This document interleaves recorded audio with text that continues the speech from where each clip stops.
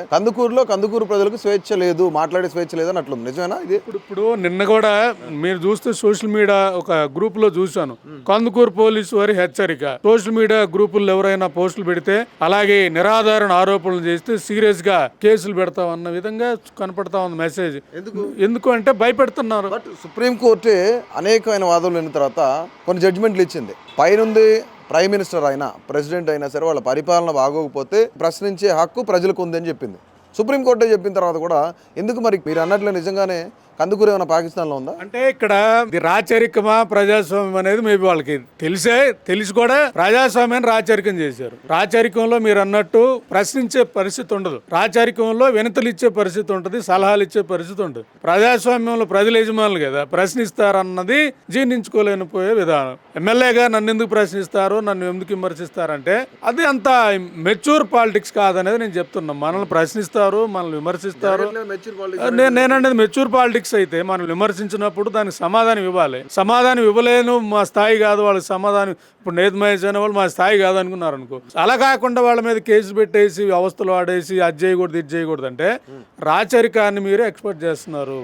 నరాల్లో భారత రాజ్యాంగం పట్టున్నోండి. నేను లా కూడా చేరాను. నేను ఒక ఆడిటర్గా అయినా నా విఆర్ సిద్ధార్థ దాంట్లో వెలగపూడి దాంట్లో లా స్టూడెంట్కి చేరాను. భారత రాజ్యాంగం అంటే అంత ఇష్టం, ఎందుకంటే అది ప్రజలను యజమానులు చేసిన భారత రాజ్యాంగం గొప్ప రాజ్యాంగం. అది రాచరికం వేరు, ప్రజాస్వామ్యం వేరు. అలాంటిది ఆ స్ఫూర్తి ఉండాలని మేము కోరుకునే దాంట్లో మాట్లాడకూడదు, మాట్లాడితే ఇది చేస్తాం ఇవన్నా రాచరికము, రాజు దగ్గర ఏమన్నా సేనాపతులు ఆ విధానం కాదు కదా. రైట్. వన్ మోర్, కందుకూరులో కాస్ట్ డిస్క్రిమినేషన్ జరుగుతుంది అంటే రెండు కులాల మధ్య పోరాటం జరుగుతుందా? అసలు ఏం జరుగుతుంది అంటే ఇక్కడ అంటే ఎస్పెషల్లీ రెండు కులాలు చెప్పబోవడం ఏముంది కానీ ఒక పక్క కాపు సామాజిక వర్గానికి, కమ్మ సామాజిక వర్గానికి ఒక దగ్గర ఏమో పడట్లేదు, మరొక దగ్గర ఏమో ఒకళ్ళొకళ్ళు బుజ్జగించుకుంటున్నారు. ఎందుకంటే ఇటు జనసేన టీడీపీ విడిపోకూడదు అని చెప్పేసి వాళ్ళ పైన ఎవరైతే నాయకులు ఉన్నారో వాళ్ళు చెప్పిన గైడ్ లైన్స్ ప్రకారం అని చెప్పేసి ఒక చర్చ జరుగుతుంది. అంటే కాస్ట్ పరంగా ఏం జరుగుతుంది కందుకూరులో?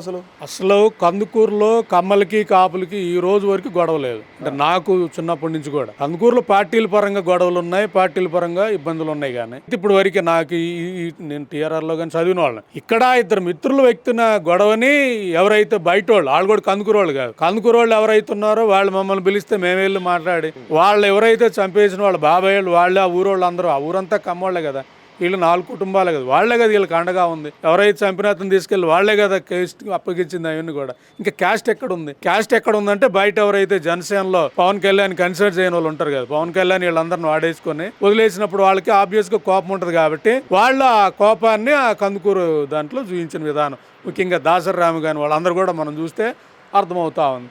సో ఇక్కడ క్యాస్ట్ ఎక్కడ ఉందనేది నేను చెప్తా ఉన్నా. దాన్ని డీల్ చేయడంలో కూడా ఈయన మిస్ అయ్యాడు, దాన్ని ప్రాపర్గా డీల్ చేయడంలో కూడా ప్రాపర్గా డీల్ చేయలేకపోయాడు. మీరు వేరే పార్టీ అని మీరు ఇట్లా చెప్తున్నారేమో కానీ మరి మీ నియోజకవర్గ ఎమ్మెల్యే మీద అనేకమైన ఆరోపణలు, ఆయన కన్స్ట్రక్షన్ ఏది స్టార్ట్ చేయాలన్నా, రోడ్ కన్స్ట్రక్షన్ చేయాలన్నా సరే ఆయనకి ఒక శిస్తు కట్టాలి, కప్పం కట్టాలి అనేది ఒక పెద్ద చర్చ జరుగుతుంది. అనేకమైన వార్తాపత్రికల్లో కూడా మనం చూసాం. సో ఎంతవరకు నిజం ఉంది ఇందులో? అసలు ఇక్కడ నేను మిమ్మల్ని అడుగుతా ఉంది, మా కందుకూరు ఎమ్మెల్యే కాదు మరి రాష్ట్రంలో ఏ ఎమ్మెల్యేనే ఉన్నారు కప్పం కట్టకుండా ఎమ్మెల్యే అంటే? సింపుల్, ఇది ఓపెన్ గా లీగల్ గా 70 కోట్లు ఖర్చు పెడితేనే ఎమ్మెల్యేకి ఇస్తానని జగన్మోహన్ రెడ్డి అయినా చంద్రబాబు నాయుడు అయినా అడిగితే 70 కోట్లు ఖర్చు పెట్టిన 5 ఏళ్ళు వడ్డీ కలిపి 150 అయినప్పుడు వసూలు చేసుకోవడానికి అనుమతి ఇచ్చినట్టే కదా, పార్టీలో అనుమతి ఇచ్చినట్టే. 3,000 2,000 ఓట్లు తీసుకుని వేసిన ప్రజలు కూడా అనుమతించినట్టే కదా. సో ఇవన్నీ కూడా ఏంటంటే క్లియర్ గా ఏం దగ్గర కాబట్టి బయటపడతా ఉంది, మిగతా దగ్గర బయటపడలేదు. అన్ని ఏరియాలో నేను చెప్తా ఉంది డబ్బు రాజకీయం అంటేనే వసూలు చేయటం. వీళ్ళ దగ్గర అంటే వీళ్ళ దగ్గర బయటపడతా ఉంది అన్నారు. సరే మిగతా నియోజకవర్గాల గురించి పక్కన పెట్టుకుందాం, మీ నియోజకవర్గం గురించి మాట్లాడదాం. మీ నియోజకవర్గంలో పరిస్థితి ఏంటి? నేను అనేది హ్యాండిల్ చేసే విధానం నేను చెప్పేది.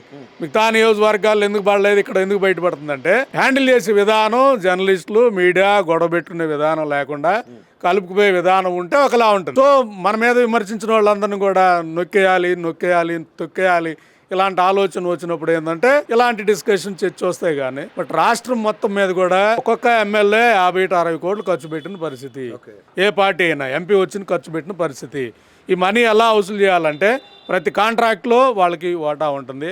ఇంకా చెప్పాలంటే ఒక సిండికేట్ నడుస్తుంది అక్కడ, అంటే ఒక మద్యం తాలూకా మనీ అంతా ఒక సిండికేట్గా, అలాగే ఏదైతే కోటా బియ్యం తాలూకా అలాగే కాంట్రాక్ట్, అలాగే కాలేజీలు, హాస్పిటల్ అవి మీకు నాకు తెలియదు కాదు కదా, జర్నలిస్ట్కి మీకు తెలియదు కాదు కదా, ఎవ్రీవేర్ ఉంది. ఇక్కడ అదే ఉంది అనేది రూమరే. అవన్నీ కూడా మనకి ప్రూవ్ చేయలేం, ఎందుకంటే అవన్నీ కూడా ప్రూవ్ చేయాలన్నప్పుడు అధికారులు చెప్పాలి. అధికారులు మనం ఆర్టీఐ కొట్టిన మనకి ఆర్టీఐ డాక్యుమెంట్లు ఇవ్వాలి. మొత్తం టాప్ టు బాటం కింద ప్యూర్ నుంచి పై వరకు వాళ్ళంతా సిండికేట్ ఉండే పరిస్థితి కాబట్టి వాటిని మనం కాదు కదా, కోర్టులు కాదు కదా, సిబిఐ కాదు కదా, దేవుడు వచ్చి కూడా అయ్యి ప్రూవ్ చేయలేని విధానం ఉంటుంది కాబట్టి దాని జోలికి నేను వెళ్ళట్లేదు. నేను విధానపరంగా కందుకూరులో ఆయన తీసుకునే నిర్ణయాలు మా ప్రాంత భవిష్యత్తు లేకుండా చేస్తున్నాయి. ముఖ్యంగా విశ్వేశ్వరరెడ్డి లాంటి వాళ్ళని తీసుకొచ్చటం అంటే మా అందరికి కూడా భయపెట్టే విధానం. ఎందుకంటే క్రైమ్ బ్యాక్గ్రౌండ్ ఎక్కువ ఉన్న ఏరియా. అంటే ముఖ్యంగా చెప్పాలంటే మీరు చూసారు నిన్న నెల్లూరులో, అలాగే నెల్లూరు పక్కనే కదా ఇది, అలాగే కరేడు ఆ ప్రాంతంలో వచ్చాయి మందు బాటిల్కి మర్డర్ చేసే బ్యాచ్లు ఉన్న ఏరియాలు అవన్నీ కూడా. కాబట్టి ఈ నేపథ్యం ఉన్న కడప నేపథ్యం ఉన్న వీళ్ళందరూ వచ్చేస్తే రేపు కందుకూరులో చోటమాట నాయకులు, నోరెత్తిన నాయకులు ఎవరు కూడా కందుకూరులో బతికే పరిస్థితి ఉండదు. ఆ ప్రాంతం అంటే ఇష్టపడే వ్యక్తిగా, నాకు కొంచెం నోరున్న వ్యక్తిగా ఏదో ఒకటి మాట్లాడుతూ ఉంటాం అనేది మా అందరికి కూడా భయపెట్టే అంశం కాబట్టి ఆయన వేలు వెళ్ళట్లేదు. ఎవరన్నా మాట్లాడినా వాళ్ళ మీద దాడి, వాళ్ళ మీద అటాక్ చేసే విధానం కనబడుతుంది కాబట్టి ఇది కందుకూరులో ముఖ్య సమస్య. కందుకూరులో అసలు నేను ఇప్పుడు బెయిల్ నాకు యాక్చువల్ నా మీద కేసులు పెట్టుంటే దాన్ని బెయిల్ అప్లై చేసి బెయిల్ ఆర్డర్ రాలేదు కాబట్టి సో నేను ఇంకా కందుకూరు వెళ్ళని పరిస్థితి ఉంది. కందుకూరు వెళ్ళి అక్కడ ఈ వ్యవస్థ మీద మాట్లాడాలి, ప్రశ్నించాలి, అవసరమైతే ధర్నా చేయాలి, అందరిని కలుపుకొని వెళ్ళాలి. ఒక వాతావరణం ఉంది, దాని నుంచి బయటపడితేనే ప్రజలు. మనకే ఎలా ఉంటే ఇంకా మామూలు ప్రజలు ఏం మాట్లాడతారు. కరేడు రైతులు ఫోన్ చేసి నాకు, అన్న ఇంకా మేమేం మాట్లాడలేము, ప్రభుత్వాన్ని మేము ఎదిరించలేము, మేము ఇచ్చేస్తాము. కూలి రైతులు ఉన్నారు, వీళ్ళైతే రైతు కూలీలు ఎస్సీలు ఇంటారు అన్న, వాళ్ళేం మాట్లాడకపోతే రైతులు మనం ఏం మాట్లాడతామన్నా, మా బతికేలాగే ఎటో గట్ట వలస వెళ్ళిపోతాం అంటే వాళ్ళని చూస్తే జాలేస్తుంది. వాళ్ళని చూస్తే జాలేస్తా ఉంది కాబట్టి అలాంటి వాడు మాట్లాడాల్సి వస్తూ ఉంది. మాట్లాడుతున్నప్పుడు నేను ప్రెజర్స్ వస్తాను, బట్ తట్టుకుంటాం అన్ని కూడా. సో అది మొత్తానికి కందుకూరులో పరిస్థితి ఏంటి అనేది నైతి మహేశ్వరం మనకు చెప్పారు. సో ఓవరాల్ గా ఏ వ్యక్తి ప్రశ్నించినా సరే వారిపైన కేసులు పెట్టే పరిస్థితి అక్కడ ఉంది. అంటే రాష్ట్రంలో రాజకీయం ఏ విధంగా ఉందనేది అందరికీ తెలిసిన విషయమే. ప్రతి ఎమ్మెల్యే చేసేదే కందుకూరులో కూడా జరుగుతుంది. కానీ ప్రశ్నించే ప్రతి ఒక్కళ్ళపైన కేసులు పెడుతున్నారు, బెదిరిస్తున్నారు అని చెప్పేసి చెప్తున్న పరిస్థితి. సో ఓవరాల్ గా కందుకూరులో పరిస్థితి అయితే ఇది.